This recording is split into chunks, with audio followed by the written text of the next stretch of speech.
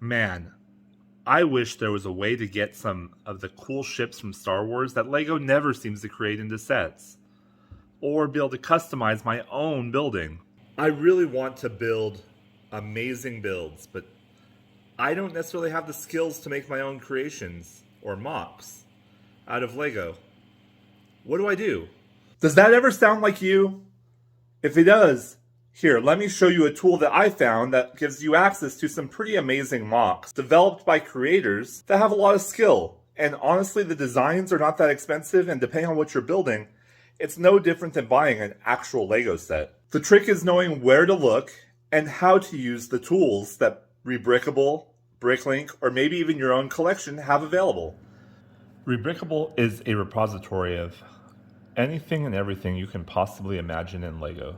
It allows you to track your sets. It allows you to find MOCs of almost anything you want. It'll even give you alternate builds if you have a set that you really don't want to build the way that it was originally designed.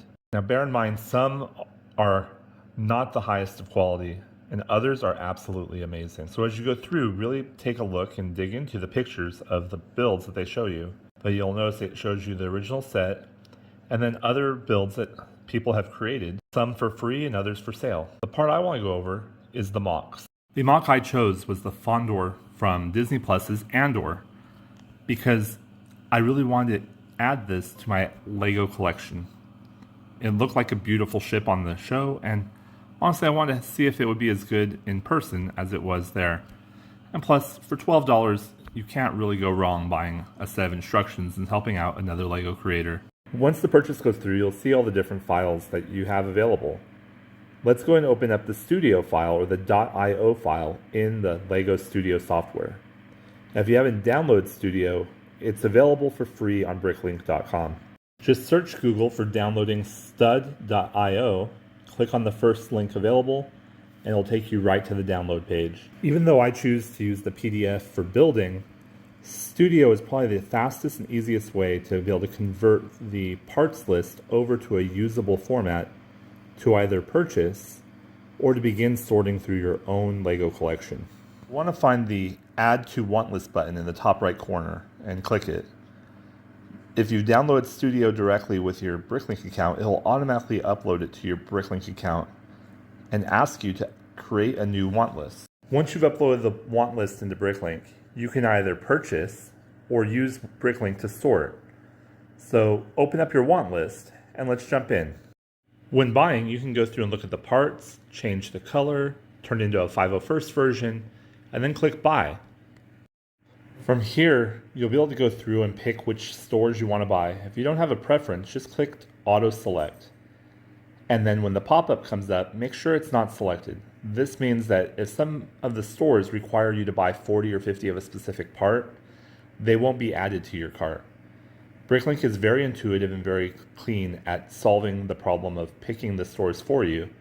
Now, once you've made a few relationships and you find stores you like, you may want to go back to them specifically. Bricklink was able to pick 3 stores for all 1,601 pieces for $248.92. Now, this is not counting shipping. Each store you can expect to pay between $5 and $15 in shipping.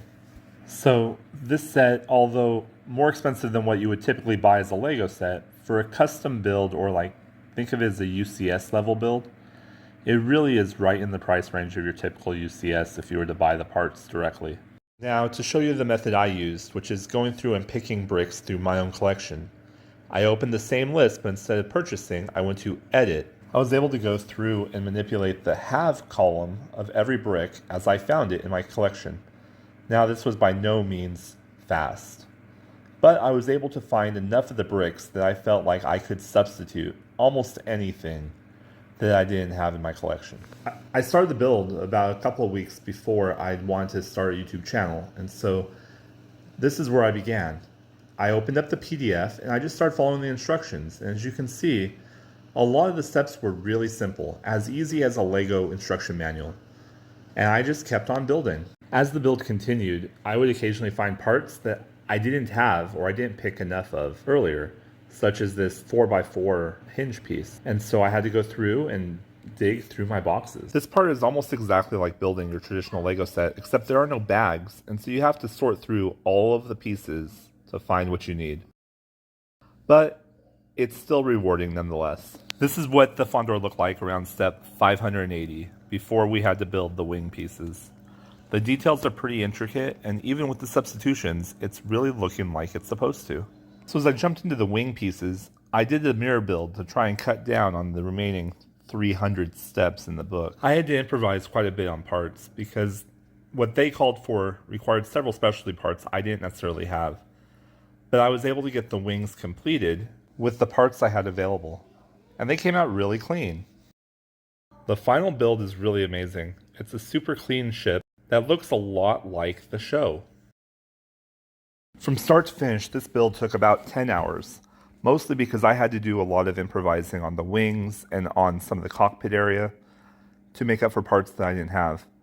But it was 10 hours of fun building, so I can't complain. As you can see all the pieces that were surrounding the ship, I had a lot of extra parts that I was just playing with and substituting in and out.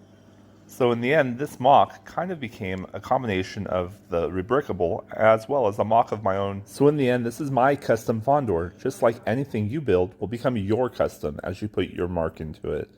And that's one of the great things about Rebrickable MOCs, is that you can really make it yours with whatever customization that you want. So whether you build from your own collection or you go through Bricklink and purchase all the parts kind of like a set, you're going to be able to end up with a product like this. Clean and simple. One that you would love to add to your collection. I hope you've enjoyed this video, and I hope I've helped you get the confidence up to build something from Rebrickable. Let me know in the comments what you'd like to build. I look forward to hearing about the different MOCs that you're able to create with these great tools. Thanks, and have a great one.